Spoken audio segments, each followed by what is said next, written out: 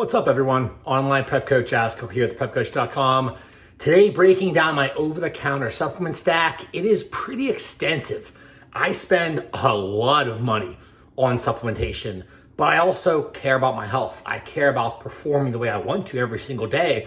And so to me, these are all investments. You know, I'm someone who is definitely going to live to at least to be 120. That's the goal. And then me and Lindsay will kind of move on to the next phase together, and we'll already see our kids, our grandkids, our great-grandkids. And during that time, I plan on being the best I possibly can be every single day. That means as a father, as a husband, as a friend, as a business owner, as an athlete, I want to be the best at everything. And because of that, if we look at our society today, we're just so devoid in so many basic things. Sun exposure, the basic stress adaptation response is kind of all stress, no adaptation anymore. There's so many nutrient deficiencies. There's so many things, and that's just based on biology now. Not even taking into consideration trying to be that superhuman, to where I'm trying to do that with my neurology, with my training, with my myology, my physique as a whole too. And because of that, it's going to require some additional assistance. The over-the-counter assistance I'm using is right in this video. So I have it all laid out. I'll do some overview clips and all that cool stuff we're gonna go over from the beginning. So wake up, first thing I do Monday through Friday, actually Monday through Thursday. Friday I work and then training session midday. But on my normal days, Monday through Thursday, I wake up, I have my weight training first. So I go downstairs in my basement, I do my low intensity cardio, then go out into the home gym, get started for my day. What I take upon waking before the cardio starts off with 100 milligrams of caffeine and L-theanine. So just enough to have that background sympathetic stimulation. Caffeine's not bad at all. Again, gets a bad rap, not sure why, I think because of the abuse side of things. But this is sympathetic system replacement. So I just need a little more full body go. I have that, but the L-theanine helps to balance those things out to make sure I'm not getting too excitatory. So one capsule, nothing too crazy right there. And then I'm also taking, to drive up my ability to drive acetylcholine, alpha GPC. So I take 600 milligrams of alpha GPC, again, to drive and literally just donate raw acetylcholine for the neurological neuromuscular junction connection, for the contractility, pretty much everything from a performance aspect is coming from acetylcholine. Then we're trying to obviously sensitize insulin receptors. So protein picolinate, 1 milligram, not too crazy there, kind of baseline need for carbohydrate metabolism. B complex, big one in today's society. I think it's something like 80+% of people have that specific gene mutation for that metafolate cascade specifically. So we need that tetrahydrofolate. A lot of different forms out there. I prefer this B complex one from Pure Encapsulations. One capsule upon waking, you're good to go. I have a lot of supplements that I will rotate in and out, by the way. Certain ones I don't have in play right now just because I'm waiting for them to come in the mail, and Amazon's been slow, so I decided to record this anyway. But I will rotate between a couple of the compounds. I'll try and mention those as I remember them. This is still pre-workout. 2 grams of acetyl-L-carnitine. So this is donating methyl groups to the entire acetylcholine synthetic process. So this is going to potentiate everything else that I'm already taking pre-workout. So then I'm going to have my workout. After my workout, I'm going to come inside, I'm going to shower, and I'm going to start eating my post-workout meal. I'm going to start getting food ready for the kids for the days, all that kind of fun stuff. Get breakfast ready. With that post-workout meal, I'm taking half a serving of glucose. Yes, I am out of there. Got to buy more. Half serving of glucose. Mainly, I like the berberine in here. The berberine and the alpha-lipoic acid. Alpha-lipoic acid is that inner mitochondrial antioxidant that can drive up overall glucose metabolism partitioning extremely well.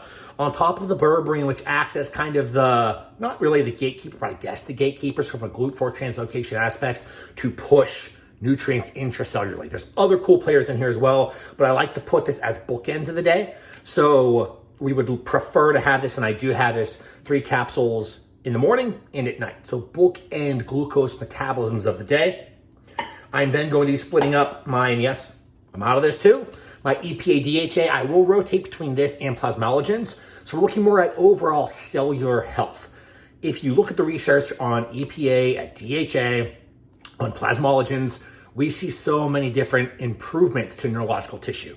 And then you go down the cardiac tissue, you go down the repair, recovery process, the immune system. It just goes on and on. It's one of those things that should kind of be in everyone's protocol, at least at some point in time. It doesn't have to be in year round, but you almost can't make an argument against having essential fatty acids in. Can thin blood, so maybe that, but most people aren't going to run into that problem. Then we're going to have our TUDCA. TUDCA is going to be our baseline driver on driving positive protein folding. So anytime you have an injury, anytime there's an organ-based stressor, it's all coming down to proteins being misfolded. Even if you're having a receptor problem, what is that? Receptors are just glycoproteins. So if you're misfolding these receptors, they're not gonna be able to have their ligand, hormone, whatever, bind to it and act properly. So one capsule is usually more than enough. If you have liver enzyme problems, so alanine aminotransferase or aspartate aminotransferase, this can also help those. Same with bilirubin and alk phos, does some cool things.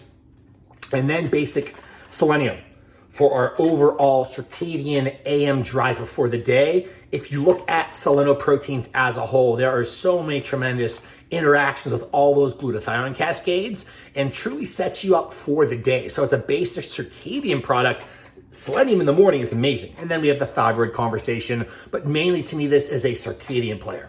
I prefer this one. You can buy it off Amazon, even though it looks like it comes from a pharmacy. It is yeast-bound selenium. So you can usually take 100, 200 micrograms of this product and get the efficacy of another product that usually requires 500 micrograms or something like that. Or if you are a poor responder to selenium as a whole supplementation-wise, this is a cool one to add in. So I had that with my post-workout meal, nothing too crazy. Again, I have other things in there, but I am out of it for now. What I will do after that is I will go ahead and do fun stuff with the kids, have breakfast with the kids, get my workday started. Before I start my workday though, I have my second workout of the day, I guess technically, and it's my neuroplastic session. So now before I start work, what I'm gonna be doing is taking in, and again, this is gonna be dependent upon the day, but I'll do some variation and combination of these products of my nootropic stack. So to really drive the neurological side of things. Starting off with DHEA. So dehydroepiandrosterone is an awesome compound, blanket statement overall neurosteroid production player. So kind of like an overall player, we're not looking more so at the hormonal cascade, even like that gets stimulated with this as well as, where's my pregnenolone? Here we go, pregnenolone. These will both drive sex hormone cascades, but we are mainly looking at the neurological benefits. So DHA is almost always going to stimulate some sex hormone cascades. Pregnenolone is only going to stimulate them once you go above 10 milligrams. So 2 of these, sublingually, put it buccally, diffuse a little bit faster and put it in that upper cheek portion. This is going to drive more sigma-1 receptor cascades, which drives more neuroplasticity, which means we can basically drive the ability to adapt, improve, and change our brain. So pretty cool stuff. From there, I will have, depending on the day, I will have rhodiola rosea. So this is one that will drive that monoamine oxidase side of things. So it's allowing you to handle stimulation better, to adapt to stress better. And if you look here specifically, we want a higher rosafine content than salicylic. This is going to drive adaptation in a parasympathetic environment. Whereas if you have a higher salicylic content, that's more of driving adaptation in a sympathetic environment. So pre-work, we want higher rosafines. Pre-weight training, we want higher salicylics. Again, I won't take that every day depending on the day. And then depending on the day and what else was in play, there might be another 100 milligrams of caffeine, so only 200 milligrams there. Nothing too crazy. Usually not. I usually just say that for the weekends in the morning when I wake up and don't train, but it does depend. Tiger milk. Awesome, awesome nootropic product. This is going to be our biggest driver on nerve growth factor, NGF. So literally being able to create new axons, new dendrites, create new connections, and drive your brain's ability to proliferate and propagate.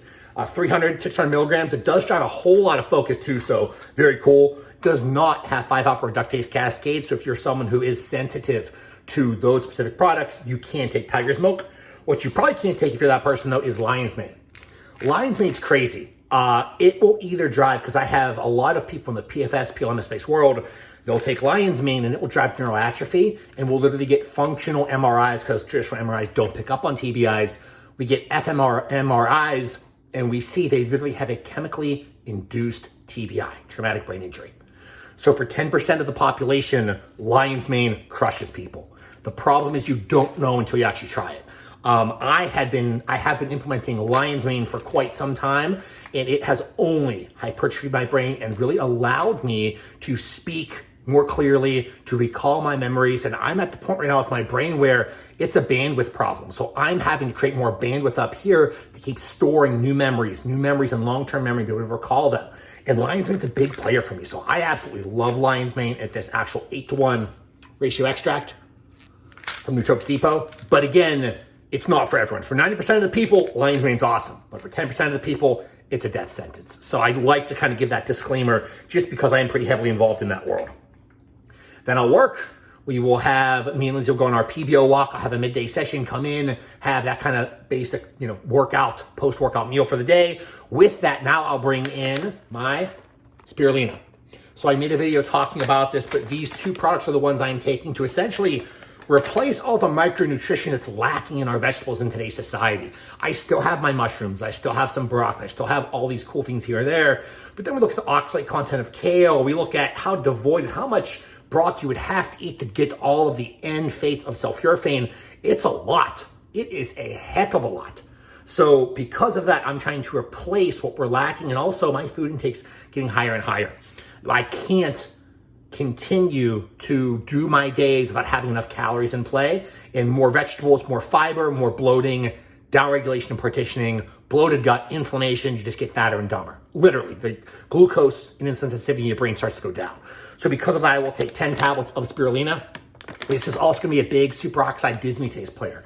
So once we hit 30 years old, it's crazy, but our thymic gland calcifies, stops working, and our body stops releasing its own superoxide dismutase. Remember, this is one of the key antioxidants working along with chlorophyll and glutathione within the mitochondria itself. So we need this, especially once we hit 30. So then, back to work. Work day ensues, pick up kids from school, we play all that fun stuff. Dinner time. Now at dinner time, I have a whole slew of stuff. I have another 3 caps of that GDA from Revive. I will have 2 caps of Brocomax. Again, this is a sulforaphane generator. So this is the precursor to drive end fates of sulforaphane. This does not stabilize sulforaphane, which we're gonna get to in a second. This is driving it from a downstream cascade to drive upstream sulforaphane. So it still has its benefits, but it's not as potent or as strong as actual stabilized sulforaphane. Then, because I'm taking a lot of carnitine and cholines, we need to make sure we're managing something called trimethylamine N oxide, TMAO. Get some blood work on it. It can cause a lot of inflammation in the gut. It can cause atherosclerosis, a ton of negative problems. You manage it with aged garlic. As simple as this Kyloc, I prefer the cardiovascular and immune product. We're taking 2 capsules, 2 times per day. For me personally, I'm trying, because I am training for the first half of the day, I try and put all my stressors first half of the day. So I'm focused on damage first half of the day, recovery second half of the day. So that's now we're gonna do 4 full caps of my garlic product. A lot of people can split these products if they're training midday. I prefer though to, look at it as stress adaptation. So demand and cause damage and then recover from that damage. So I do split things up dramatically. Heart. I love the Rejuna in here. I love the curcumin in here. It has some cool things like CoQ10, like apigenin. If you look down here, the apigenin is the thing. So scroll back a little bit because this is a lot. Look at CD38, right? That is this negative player that can essentially go in and steal NAD and start pushing it towards senolytic proteins and cells. So zombie cells, as everyone likes to call them, which I'm not the biggest fan of that because they're not always bad, but it's what everyone knows. And also to fuel cancer cascades and to fuel cancerous growth. Apigenin, usually at a higher dose than this, but still any apigenin in play in the nocturnal setting is gonna help to downregulate CD38. It's gonna help you dramatically. So a lot of cool things in here. I'll take a serving of that. I will then take, a full serving of lipids, so 7 capsules. Biggest fan of citrus bergamot. Citrus bergamot in here acts as an HMG coenzyme A reductase inhibitor. So that's the thing that's going to manage cholesterol overall, but more importantly, improve the particle size of your lipids. So this is going to be a big HDL player and an improvement to your LDL. So not so much the total number, it will bring it down, but more so how it's acting in the body. Because the traditional dogma today with cardiac surgeries, with overall cardiovascular medical professionals is crush cholesterol. Bring it down as low as possible, crush your apolipos, and make sure it's as low as possible. That's not solving the underlying oxidation and inflammation problem. So you're kind of just getting rid of any of the good you have and just being left with the bad, which I don't think is a good way to do things. Daily greens, 3 capsules, super simple. Again, we're not getting enough greens in our day-to-day because we can't eat that much. So you have a nice blend and variety. Also got some reds in there, so big fan of this 1 serving. And then I will do 2 servings of Turmeric Plus, mainly for the curcumin. If you look in here though at the boswellia, that's gonna be your pentacyclic triterpene. look into and just Google triterpenes, look at the triterpene content in coffees and in different things. The host of health benefits, of neurological benefits, just goes on and on and on. It's really freaking cool. Boswellia in and of itself has a lot of health benefits as well, more than just overall inflammatory management. So that can kind of go on and on. Then we will go ahead and we will play with the kids after dinner. We'll have our nighttime routine. We'll do all of our fun stuff. We'll have bath time. We'll read books. We'll watch TV. We'll do all that cool stuff. Then I have my health shake before me and Lindsay have date night. So the way it actually works right now is the kids have TVs in their rooms, but we only play it during our actual, we call them sleepovers. So they can all huddle together. They get to watch their TV shows for 20 minutes before bed. And it's just a fun bonding experience for them. Me and Lindsay come downstairs and we have a date night. And date night is the same thing. We're just watching a TV show to unwind, to cool down from the day. And it's mainly that bonding. I truly believe that you should always be dating your spouse. So I still get butterflies when Lindsay comes in the room. I still act like I tried to want to impress her. Like, that's why I take care of my hair and my body and all that fun stuff. Yes, I care about it for myself, but I'm trying to impress her. I'm always dating her. You cannot lose that time once you have kids, because it's way too simple to say no time in the day, whatever. You have to make time. And these date night concepts are one of the best ways to do that. So we will sit down, we'll have a snack or something. Before I have that snack, though, I have this stack. A concentrated cup of green tea. So I'll have 4 tea bags. I'll put it in beforehand. I'll let it sit for about 2 hours to just sit there. So it's only like an 8-ounce mug of green tea, but it's concentrated with 4 whole tea bags. I will then have 15 milligrams of stabilized sulforaphane. This is the only product out there that has stabilized sulforaphane and then also has some broccoli seed complex extracts. Not sure if you can see that, but this will drive BDNF harder than anything. So if you take this, you will have very vivid dreams. Actually, kind of scary sometimes. I will take melatonin just to balance it out so I don't have to wake up. And the other day I was dreaming about eating this really cool, good tasting corn on the cob. Don't know why. My dreams mean nothing. But I woke up from that dream and I was like legitimately mad that my hands were like this. I'm like, where's my corn on the cob? So it literally gets you that intense. So 50 milligrams of that. I'll have the green tea. So 3 caps of that. And then I'll have the 10 bits, whatever we want to call them, of the chlorella. This is going to be the major detox player. This will drive bowel movements before overnight, so the following morning. You'll have a nice BM upon waking, usually. And then it does have the highest tryptophan content as well. So another potentiator of melatonin cascades. Then we have date night. We have our snack. Go upstairs, we turn the kids' TV off, we do another bedtime routine with them, kiss them all, shut the house down, all that cool stuff. Then before I lay down, this is where that nocturnal stack will come in, where I actually take 2 different kinds of magnesium. So L-threonate to really manage NMDA receptors, and then bisglycinate to go ahead and just replete total magnesium content. Magnesium, something that if you take too much, you can have bowel movements that are pretty aggressive. You'll know what I'm talking about if you've done that before. But if you don't hit that threshold, you can kind of work it up as much as needed. It will depend on the person, how much magnesium they're depleting throughout the day. So really take it on your own case-by-case scenario and what you need. L-threonate is more for the neurology. Bisglycinate is more full body. I need both, so I take both. Then I switch between this and then Revives zinc. This is a sucrosomial zinc. This is going to be about 40 milligrams, so 1 cap. Good to go. We're then having boron. Again, if we're looking at modulating SHBG, sex hormone binding globulin, everyone likes to try and tank it so you have more free testosterone. Although that's very true, we care about SHBG. What this does, even though it proves that even though it manages SHBG and improves your free testosterone, it's improving your ability of that SHBG molecule to pull androgens in through the androgen receptor through those pores. So even though it's lowering it, it's improving its potential. So it's like a SHBG potentiator. No one really talks about that, but that's really how boron works in a very dramatic way. Vitamin DK, basic deficiencies that everyone has. No one's taking vitamin K, so I'll switch between this and then Revive products, the 2 split ones. I just ran out of them, and I ordered off Amazon, and apparently order got lost, so using this. Saffron. Only 2 more things. Saffron and melatonin. Saffron is one of the coolest overall health players. So if we kind of shy away from the health, looking at how it improves your ability to manage dopaminergic and serotonergic cascades. So prefrontal cortex wise, improves decision making. It will improve the ability of your eyes to actually block blue light. So it almost acts as like a blue light blocking shield endogenously, which is really freaking cool, I think. It can have a lot of anti-inflammatory cascades. Like, again, another thing where the list goes on and on and on. I mainly take it for my eyes and for my brain, and for the overall balancing in mood and emotional regulation. So one capsule, I've been doing this every day for a year, probably never gonna stop. And then melatonin. I prefer slow release because of how I sleep and my sleep patterns. We're looking at 3 to 6 milligrams depending on the night, just acting as our basic circadian ligand for the night to say, hey, nighttime, go to sleep.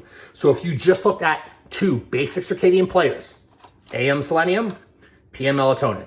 There's a lot of other things that go into play there, but baseline circadian patterns, look at what your body's releasing, lacking, and needing in those days, and when you need potentiation. So one of the things as well, vitamin D, everyone likes to put it during the day because, oh, that's when you have sun exposure.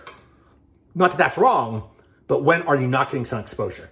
At night. So no really vitamin D synthesis going on there.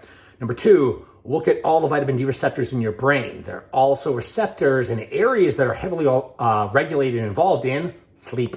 So I think, and again, there's arguments on both sides. I get it. I just feel like there's more potential to take your vitamin D at night and have better actual progression on your blood work, and even more importantly, with your biofeedback.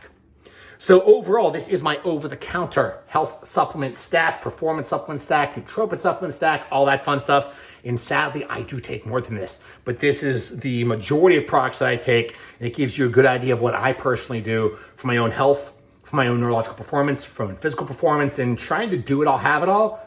You kind of got to take it all. And as bad as that sounds, I have no problems taking these products every single day because I know and I see how much they're paying off now for the short term and the long term. Because even the longevity side of things, I feel like a lot of people look at it and say, oh, your liver has to metabolize that. It's going to put so much strain on this organ, that organ. But the problem is, we know what happens if you don't take any of these things. You die young. We were dying, 30 years old, like not that long ago, like decades ago. And then it slowly got to 60 and then 70 and then 80. And we've been slowly extending our lives as time's gone on because of things like this. If we let natural biology take its course, we're not going to be living to be over 100. That's kind of the flaw of our biology and what we're having to overcome as a species. So to me, as we have technology like supplementation, we should be utilizing it to drive not just overall duration of life, but quality of life. As always, thank you so much for watching. Check out theprepcoach.com. See you next time.